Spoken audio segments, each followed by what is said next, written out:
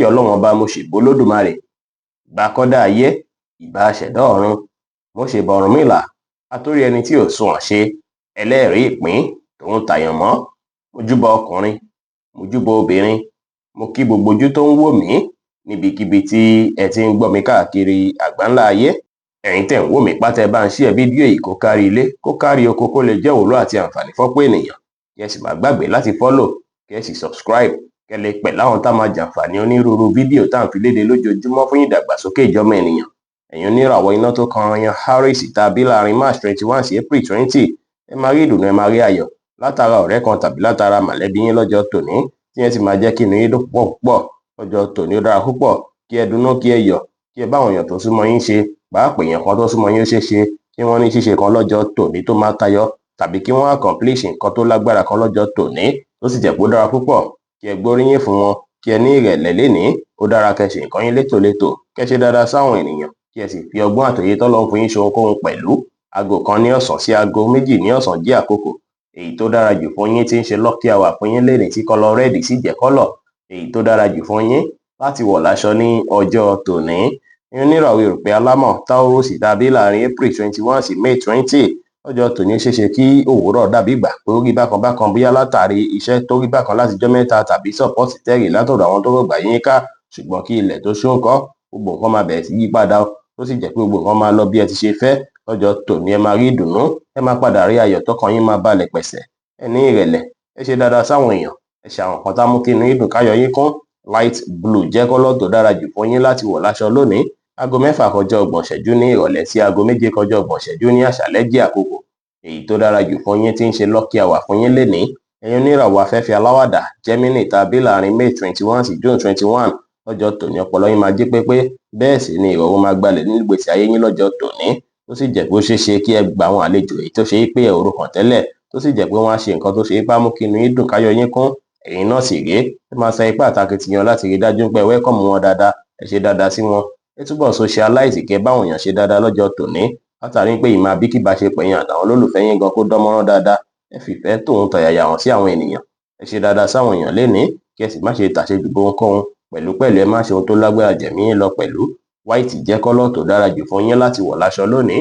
Aago 9 láàárọ̀ sí aago 11 láàárọ̀ jẹ́ àkókò èyí tó dára jù fún yín, tí ń ṣe lucky hour fún yín lénìí. Ẹ̀yin oníràwọ̀ omi agbára Cancer tá a bí láàrin June 22 sí July 22, ọjọ́ tó dára lọ́jọ́ tòní jẹ́ o. Ọkàn yín máa balẹ̀, tó sì jẹ́ pé kò ní sí wàhálà rẹpẹtẹ, ara yín sì máa yá gágá lọ́jọ́ tòní pẹ̀lú. Ẹ máa dára yín lójú púpọ̀.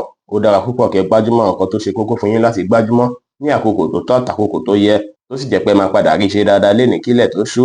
Lénìí kẹ́ báwọn èèyàn sọ̀rọ̀ pẹ̀lú ìfẹ́, kẹ́ wá ìdùnnú fúnra yín, kí ẹ sì fi ìgboyà ṣe ohunkóhun pẹ̀lú.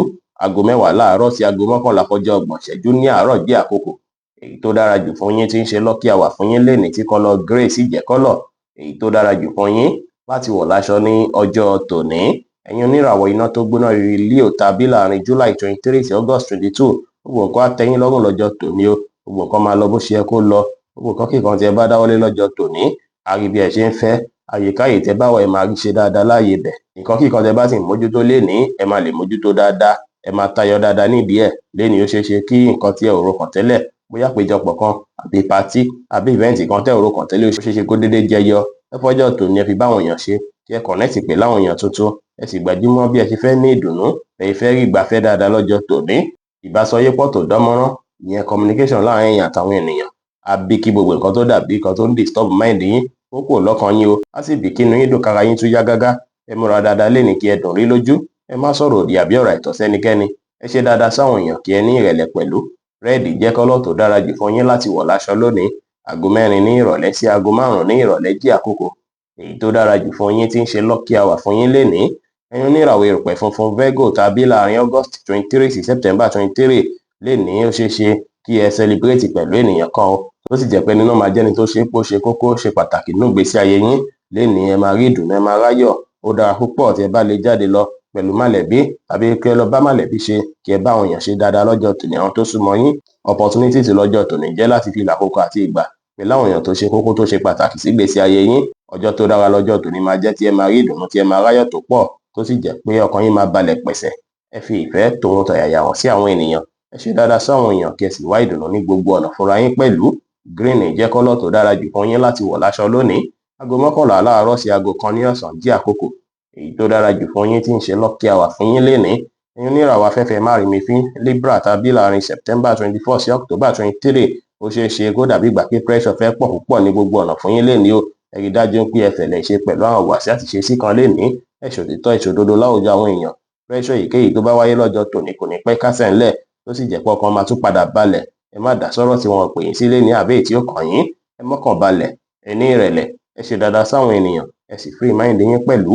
Turquoise blue jẹ́ kọ́lọ̀ tó dára jù fún yín láti wọ̀ láṣọ lónìí. aago 8 kù ìṣẹ́jú 15 ní àṣálẹ́ sí aago 9 kù ìṣẹ́jú 15 ní àṣálẹ́ jí àkókò èyí tó dára jù fún yín tí ń ṣe lucky hour fún yín lénìí.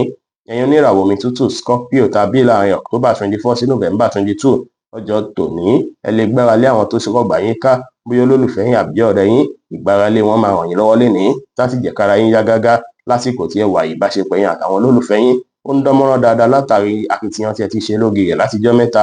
gbogbo akitiyan tí ẹ ṣe láti rí dájú pé ìbáṣepọ̀ yín àtàwọn olólùfẹ́ yín dánmọ́rán gbogbo ẹ̀ tí ń padà jẹyọ dáadáa o. lénìí kí ẹ recharge ara yín, kí ẹ dunnú, kí ẹ yọ̀, kí ẹ sì rí dájú pé ẹ mọ́kàn balẹ̀, kí ẹ lọ àkókò àti ìgbà pẹ̀lú àwọn tó jẹ́ àwọn alásùnmọ́ yín. ẹ ní ìrẹ̀lẹ̀, ẹ ṣe nǹkan yín létòlétò, ẹ ṣe dáadáa sáwọn èèyàn kí ẹ sì wá ìdùnnú ní gbogbo ọ̀nà pẹ̀lú. Red jẹ́ kọ́lọ̀ tó dára jù fún yín láti wọ̀ láṣọ lónìí. aago 9 ní àṣálẹ́ sí aago 10 ní àṣálẹ́ jẹ́ àkókò èyí tó dára jù fún yín tí ń ṣe lucky hour fún yín lénìí. ẹ̀yin oníràwọ̀ inú àtùpà Sagittarius tàbí láàrin November 23 sí December 22 ọjọ́ tòní kí ẹ máa retí àwọn ìdùnnú, àwọn ìròyìn ayọ̀ látọ̀dọ̀ àwọn tó ṣe pé wọ́n rọ̀gbà yín ká bí olólùfẹ́ àbí ọ̀rẹ́. ọjọ́ tó dára lọ́jọ́ tòní jẹ́ fún yín, ara yín máa yá gágá, ó sì dára kí ẹ lọ àkókò àti ìgbà pẹ̀lú àwọn mọ̀lẹ́bí. ẹ ṣòtítọ́, ẹ ṣòdodo láwùjọ àwọn èèyàn. ẹ má fọkàn sí gbogbo nǹkan kíkan tí ẹ bá ń retí kó lè wọlé ní ìrọ̀rùn. ẹ má ṣèlérí ohun tẹ́lẹ̀ múṣẹ fẹ́nikẹ́ni lénìí. ẹ ṣe dáadáa sáwọn èèyàn lénìí o. Yẹ́lò jẹ́ kọ́lọ̀ tó dára jù fún yín láti wọ̀ láṣọ lónìí. aago 2 ní ọ̀sán sí aago 4 ní ọ̀sán jẹ́ àkókò èyí tó dára jù fún yín tí ń ṣe lucky hour fún yín lénìí. ẹ̀yin oníràwọ̀ erùpẹ̀ eléruko Capricorn tàbí láàrin December 23 sí January 19 ó ṣeé ṣe kí àwọn diversion fẹ́ pọ̀ díẹ̀ lọ́jọ́ tòní kó dàbí ìgbà pé ìfọ̀kànbalẹ̀ ò ní fi bẹ́ẹ̀ sí rẹpẹtẹ tí wọ́n máa ṣe ìròyìn rẹpẹtẹ. ẹ rí dájú pé ẹ mú nǹkan ẹ̀yọ̀kan kẹ́ mójútó ṣáájú kẹ́ tó mójútó nǹkan míì. kò sí bí gbogbo nǹkan ṣe fẹ́ rí lọ́jọ́ tòní kí ẹ mọ̀ dájú pé kò ní pẹ́ tí gbogbo ìròyìn ó yà fi kásẹ̀ ńlẹ̀. ẹ gbájúmọ́ nǹkan kan kí ẹ sì wọ́n láṣeyọrí ṣáájú kẹ́ tó kọlù kọ́ mí bí mo ti ṣe sọ. tẹ́ bá sì nílò ìrànlọ́wọ́ àwọn ènìyàn ẹ béèrè lọ́jọ́ tòní sì rí àwọn tó ṣe pé ẹ finú tán ẹ gbà wọ́n lọ́wọ́ wọn kí ẹ mú un lò lọ́jọ́ tòní. ẹ ìgbọ́n gbogbo nǹkan tó bá dàbí kùdìẹ̀kudiẹ àbí nǹkan tó dàbí nǹkan tí ò tẹ́yìn lọ́rùn tó ń wáyé lọ́jọ́ tòní ẹ bójú kò ń bẹ̀ gbogbo ẹ̀ máa tó kásẹ̀ ńlẹ̀ pátápátá bí mo ti ṣe sọ.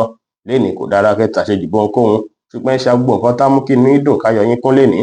ẹ rí dájú pé ẹ wà positive kí ẹ fi ọgbọ́n àti òye tọ́lọ́ fún yín ṣe ohunkóhun lénìí pẹ̀lú. Blue jẹ́ kọ́lọ̀ tó dára jù fún yín láti wọ̀ láṣọ lónìí. aago 4 ní ìrọ̀lẹ́ sí aago 6 ní ìrọ̀lẹ́ jẹ́ àkókò èyí tó dára jù fún yín tí ń ṣe lucky hour fún yín lénìí. ẹ̀yin oníràwọ̀ afẹ́fẹ́ oníbínú Aquarius tàbí láàrin January 20 sí February 19 ẹ jẹ́ ẹni tó ṣe pé ara rẹ̀ máa ń yá gágá púpọ̀ tọpọlọ yín sì máa ń jí pépé dáadáa tó jẹ́ pé ẹsẹ̀kẹsẹ̀ táwọn èèyàn bá pàdé yín báyìí ló máa ń sábà tètè nífẹ̀ẹ́ yín. ọjọ́ tòní àṣẹ bí ìgbà pé kẹ́ ẹ ṣàánú látàrí pé ẹ máa lójú àánú púpọ̀ lọ́jọ́ tòní bí kẹrin àwọn èèyàn lọ́wọ́ lárí lọ́jọ́ tòní. ẹnikẹ́ni tẹ́ bá wá nípa láti ṣèrànlọ́wọ́ fún ẹ ṣèrànlọ́wọ́ fún wọn lọ́jọ́ tòní kó sí wàhálà. ẹ rí dájú pé ẹ ṣe dáadáa sí àwọn ènìyàn. ẹ gbìyànjú láti ṣe akitiyan láti rí dájú pé gbogbo nǹkan tí ó dàbí èròǹgbà tí ó tọ́nu ọkàn yín ẹ mú kúrò pátápátá láti jẹ́ kí ìbáṣepọ̀ yín àti àwọn olólùfẹ́ yín kí ó túbọ̀ dára sí dáadáa kí inú sí gan sí dùn pẹ̀lú.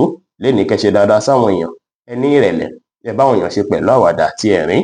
Brown jẹ́ kọ́lọ̀ tó dára jù fún yín láti wọ̀ láṣọ lónìí. aago 3 ní ọ̀sán sí aago 6 ní ìrọ̀lẹ́ jẹ́ àkókò èyí tó dára jù fún yín tí ń ṣe lucky hour fún yín lénìí. ẹ̀yin oníràwọ̀ omi tí kì í ro Pisces tàbí láàrin February 20 sí March 20 ó ṣeé ṣe kí inú yín dùn káyọ̀ yín kún bẹ́ẹ̀ sì lẹ máa ní ìgboyà tó pọ̀ pẹ̀lú. ó dára púpọ̀ tí ẹ bá lè gbégbèsè tuntun lọ́jọ́ tòní látàrí nípa ti gbégbèsè tuntun lọ́jọ́ tòní kò ní jẹ́ nǹkan tánira rárá o. ìdára ẹni lójú yín lọ́jọ́ tòní á ràn yín lọ́wọ́ láti jẹ́ kí ẹ ní ìgbàgbọ́ ní kíkún nínú ara yín dáadáa ju àwọn ọjọ́ mìíràn lọ.